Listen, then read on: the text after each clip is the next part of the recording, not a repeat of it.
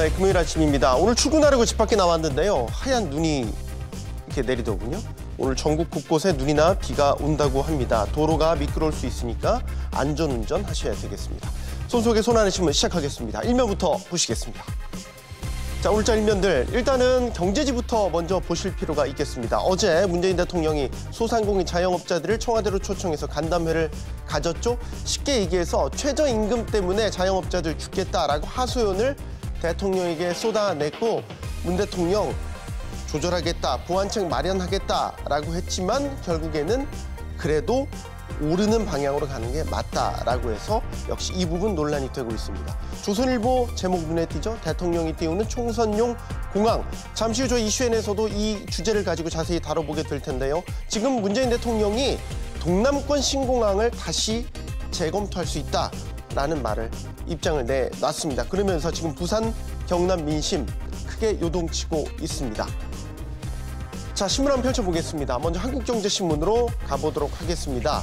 어제 말씀드린 대로 문재인 대통령 소상공인 자영업자들 청와대로 초청해서 현장의 이야기를 듣는 간담회를 가졌습니다. 지금 사진에서 보고 계신데요. 쉽게 얘기해서 이렇습니다. 문재인 대통령이 높은 임차료, 그다음에 가맹점 수수료 이런 것들이 큰 부담이 됐을 텐데 설상가상으로 최저임금 인상도 어려움을 가중한 측면이 있었으리라 본다. 돌려 말했지만 최저임금의 급격한 인상이 여러분들에게 부담이 됐을 것이다 라고 사실상 얘기를 하는 거죠. 자, 이에 대해서 소상공인 자영업자들 어떤 얘기들을 꺼내놨냐. 그 얘기 그대로입니다. 최저임금 동결해야 합니다 라고, 우리 다 죽게 생겼습니다 라고 대통령 앞에서 호소를 했다는군요. 여기에 대해서 문재인 대통령, 나도 골목상인의 아들이다. 최저임금 결정돼 소상공인들의 의견을 반영토록 하겠다. 보완책을 마련하겠다라고 얘기를 했지만 그래도 장기적으로 본다면 최저임금은 오르는 방향으로 가는 게 맞다라고 얘기를 한 것입니다. 이러면 어떻다라는 뜻이죠? 정책을 뒤집진 않겠다라는 거죠. 수정 보완하겠다는 뜻입니다. 다음 중앙일보로 가겠습니다. 이번엔 정치권 기사를 보실 텐데요. 자유한국당 대표 경선 첫 합동연설이 어제 있었습니다. 사진 보시죠. 김진태 의원은 카우보이 모자를 쓴 거거든요. 황교안, 오세훈, 김진태 후보가 어제 오후 대전 한밭 종합운동장에서 열린 충청 호남권 합동연설회에서 공명선거 서약식을 하고 있습니다. 자, 자유한국당은 어제를 시작으로요. 향후 대구, 부산, 성남 이렇게 합동연설회와 6번의 후보자 TV 토론회를 거쳐서요. 오는 27일 경기도 일산 킨텍스에서 전당대회를 열고 당대표, 최고위원 등 차기 지도부를 선출할 예정입니다. 계속해서 정치기사 보시겠습니다. 한겨레로 가보실 텐데요. 자, 자유한국당 전당대회 일정 시작됐죠. 자, 한겨레는 5.18 망언, 한 3명의 의원을 얘기하는 거겠죠. 제목이 굉장히 셉니다. 퇴출은커녕 지도부 입성 길터준 한국당. 굉장히 센 제목을 달았습니다. 자유한국당이 어제 오전 윤리위원회를 열어서 지난 5.18 민주화 운동과 관련된 논란이 된 발언을 했던 3명의 의원에 대한 징계 결정을 내렸습니다. 이종명 의원은 제명 결정을 했지만 김순례 의원, 또 문제가 된 공청회를 주최한 김진태 의원에 대해서는 전당대회 출마자 신분보장 규정을 들어서요. 징계 유예 결정을 내린 것입니다.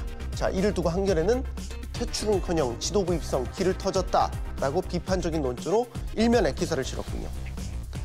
매일경제로 가겠습니다. 이번에는 통상임금 대법원 판결과 관련된 후폭풍을 전하는 기사가 되겠습니다. 함께 보시죠. 대법원이 어제 시형운수의 통상임금 사건에서 기업의 경영상 어려움과 연관된 신의칙 요건이라는 게 있습니다. 이 신의칙 요건을 엄격하게 제한하면서 앞으로 비슷한 통상임금 소송전을 벌이고 있는 기업들에게 굉장한 부담이 될 것이다 라는 논조로 기사를 전하고 있습니다. 쉽게 얘기해서 신의칙 원칙, 경영난을 이유로 상여금을 제외하거나 제한할 수 있는 그런 규정이었는데 하면 안 된다라는 취지로 대법원이 판결을 내린 것이죠. 사실상 노조의 손을 들어줬다라는 해석이 나오고 있습니다. 이에 따라서 향후 통상임금과 관련된 비슷한 줄 소송들이 불보듯 뻔하다. 인건비 부담 눈덩이의 재개가 지금 패닉 상태에 빠졌다라고 전하고 있습니다. 경향신문으로 다음은 가보도록 하겠습니다.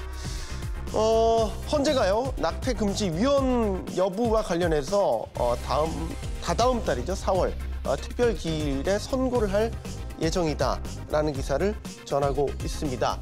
4월 11일이 유력한 것으로 현재 알려지고 있다라고 기사에서는 전하고 있는데요. 자, 어떤 결론을 낼 것이냐 조심스럽지만 일단 지금 현재 임신 초기부터 말기까지 모든 기간 낙태를 금지한 것은 지나친 제약이라는 이유로 헌법 불합치 결정이 내려질 것이다 라는 예상이 많습니다. 자, 이렇게 되면 허용 기간을 명시하는 법 개정도 필요하게 되는 건데 물론 아직 결론이 나온 것은 아닙니다. 마지막 기사로 가겠습니다. 동아일보로 가겠습니다. 마지막 기사는 조금 트렌드한 얘기를 좀 해보려고 합니다. 여러분들 쇼핑 주말에 마트에서 장 보시거나 백화점 쇼핑하러 가시는 분들도 많으실 텐데요. 앞으로는요, 마트나 백화점 혹은 시장에 장 보러 가실 때 장바구니가 없어도 될 것 같습니다. 왜냐? QR코드를 스캔만 하면 쇼핑이 끝난다. 이런 기술이 지금 상용화 눈앞에 두고 있기 때문이죠.